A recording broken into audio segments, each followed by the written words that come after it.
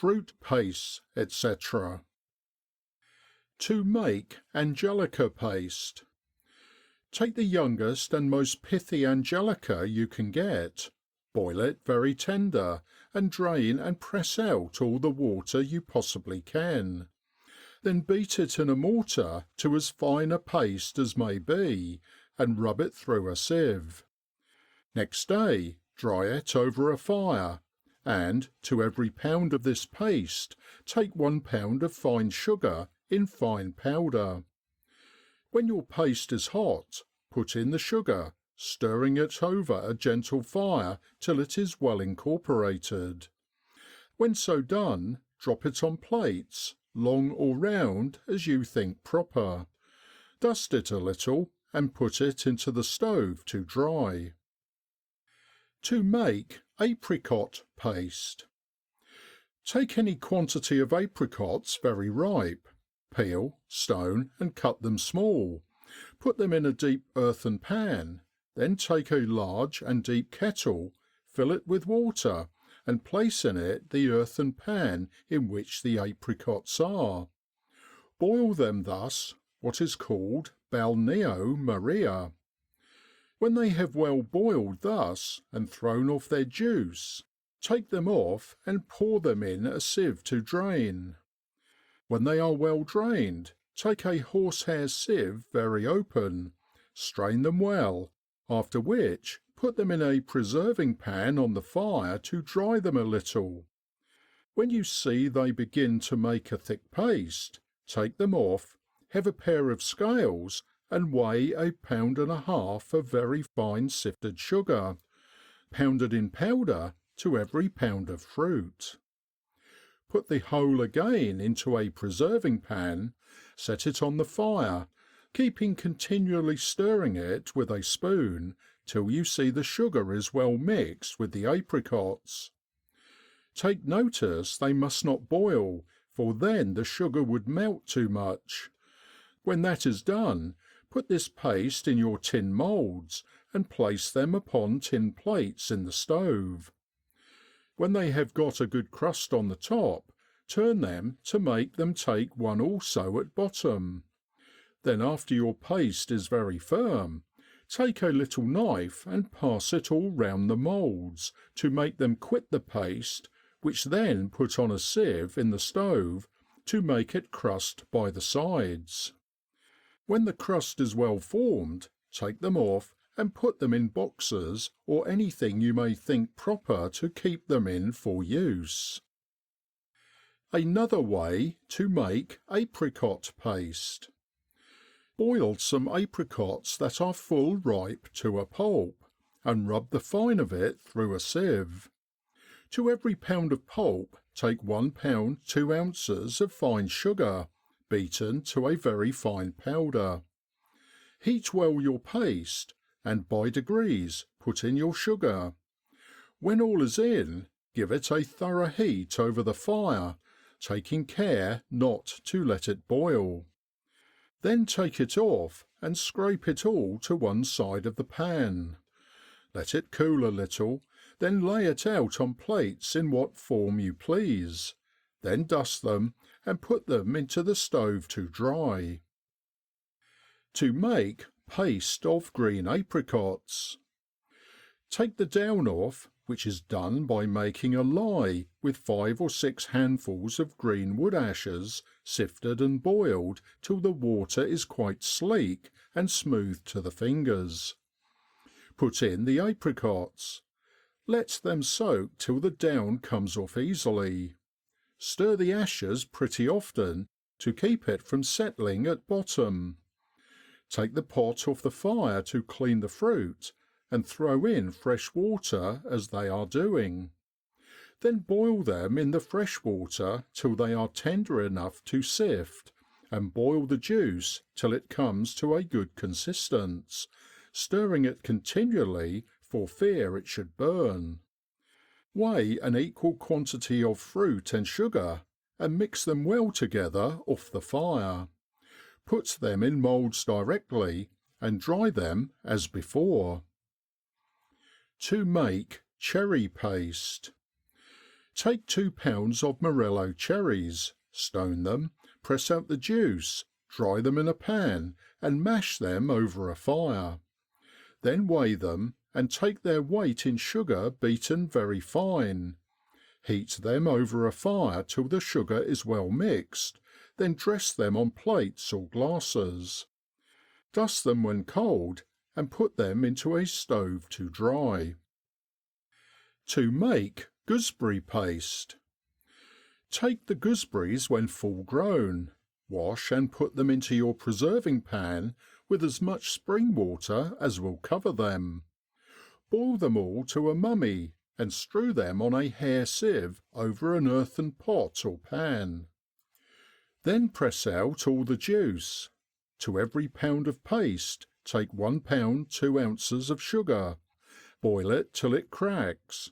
Take it from the fire, put in the paste and mix it well over a slow fire till the sugar is incorporated with the paste. Then scum it and fill your paste pots. Give them another scum, and when cold, put them into the stove. When crusted on the top, turn them and set them in the stove again. When a little dry, cut them in long pieces, set them to be quite dry, and, when so crusted that they will bear touching, turn them on sieves, dry the other side, and then put them into your box. Note: you may make them red or green by putting in the colour when the sugar and paste is well mixed, giving it a warm altogether. To make currant paste.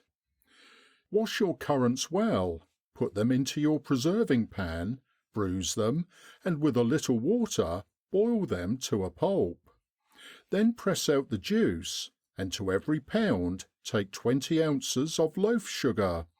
Boil it to crack, take it from the fire, and put in the paste. Then heat it over the fire, take off the scum, put it into your paste pots or glasses, then dry and manage them as other pastes. To make orange flower paste. Boil 1 pound of the leaves of orange flowers very tender. Then take 2 pounds and 2 ounces of double refined sugar in fine powder, and when you have bruised the flowers to a pulp, stir in the sugar by degrees over a slow fire, till all is in and well melted. Then make little drops and dry them. To make quince paste. Let your quinces be full ripe. Boil them till they are quite tender. Drain and sift them as usual. Reduce the marmalade on the fire to a paste consistence, stirring it continually. According to the quantity of quince marmalade, refine a pound of sugar to 3/4 of quinces. Mix them together on a very slow fire without any boiling. Put it into what form you please directly and dry as usual. To make red quince paste. To make the paste of a fine red, bake the quinces in the oven a long while, then peel and sift them in a strong hair sieve. Dry the marmalade over a slow fire in a little while to about half the consistency of a paste. Then to redden it the more, keep it a good while on a slow ashes fire, stirring it some time.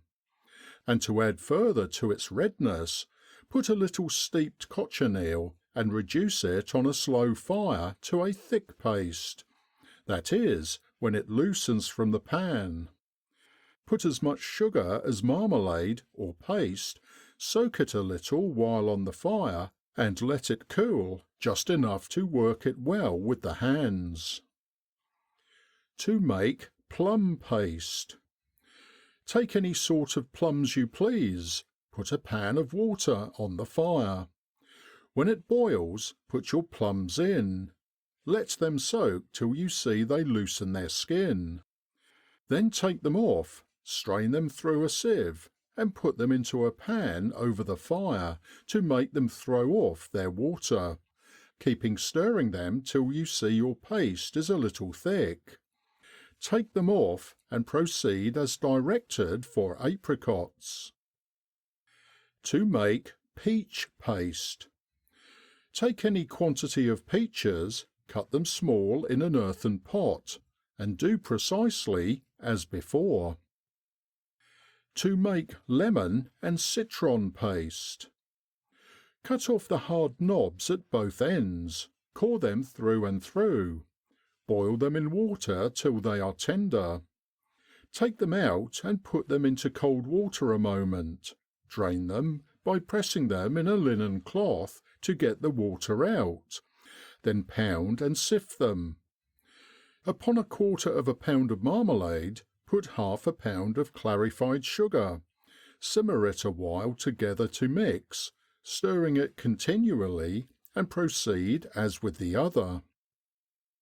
To make apple paste.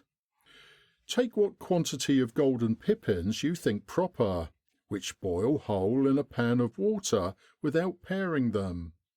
When you see they are well done, take them off and put them in a draining sieve.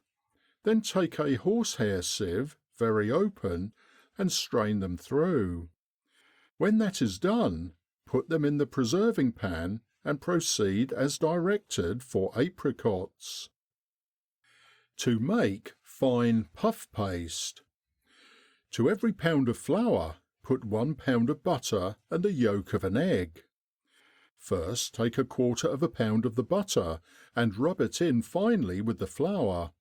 Then make a hollow in the middle of your flour and beat the yolk of an egg very fine, or it will spot the crust, and put in as much cold water as will make it into a light paste. Work it up light and roll it out. Then divide the rest of the butter into 5 parts. Take one and stick it into little bits all over. Then shake a little flour all over. Roll it up round and cut off a piece at the end and lay on the middle of the roll, and roll it out again. Do this 4 or 5 times and it will make very fine puff paste. To make fine paste for tarts.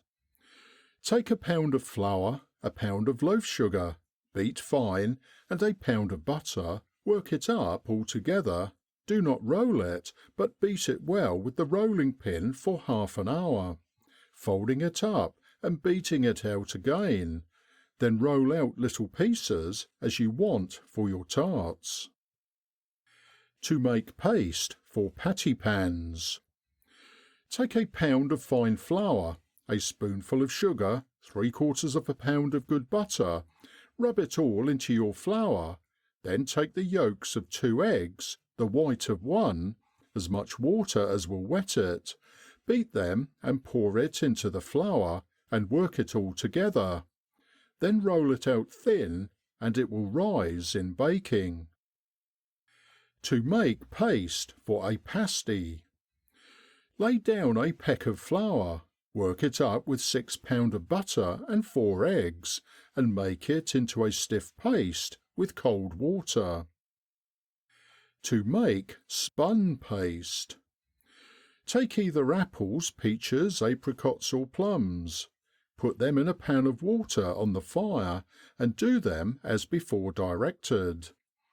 Then after you have strained them through a sieve, take a high clarified sugar. When done, take it off from the fire and put your fruit in, which boil as it were for a jelly. When you see your paste thickens, take it off and spread it upon tin plates with a knife as thin as you can. Put those tin plates in the stove for 5 or 6 days with a slow fire. After that time your paste will be firm. Then take a knife and cut your paste as thin as you please. Have little round sticks, cover them with that paste which you have cut. Replace them again in the stove till the next day. Then your paste will have taken the form of the sticks. Take these off and keep them for use.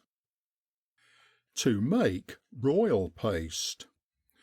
Boil half a pint of water a moment with a little sugar, a quarter of a pound of butter, a little fine rasped or grated lemon peel, a little salt.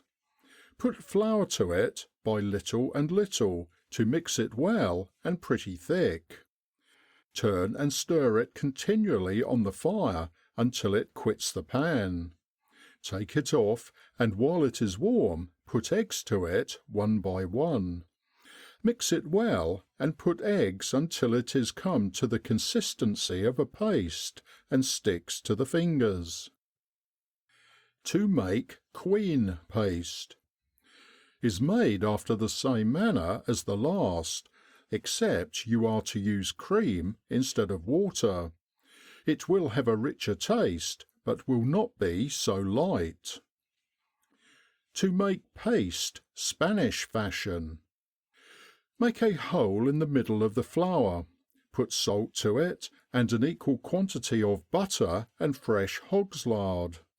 Mix it with warm water, make it pretty firm and let it rest. Cut it in several pieces and roll each as thin as possible, and rub each leaf with melted hog's lard. Put all the pieces one upon another. Roll them together, let it cool, cut it with a knife and put it to what use you please. To make rice paste. Work some flour with a couple of eggs and a little water. Let it rest. Have some rice boiled very tender in a good rich broth. When it is cold, pound it in a mortar with the ready prepared paste and a little butter until it is properly mixed. It will serve for any sort of cakes, as all other paste. To make paste for a standing crust. To a peck of flour put 6 pounds of butter. Lay your flour in a large dish, make a hollow in the middle, put your butter in a saucepan of water on the fire, and when the butter is all melted, take it off and put it into the flour hot, and with a wooden spoon or stick work it all together. Then with your hands work your paste quick, and pull it all into little pieces till it is quite cold. Then work it up into a stiff paste and form it into what shape you please, and build your walls for a standing pie. End of section 6.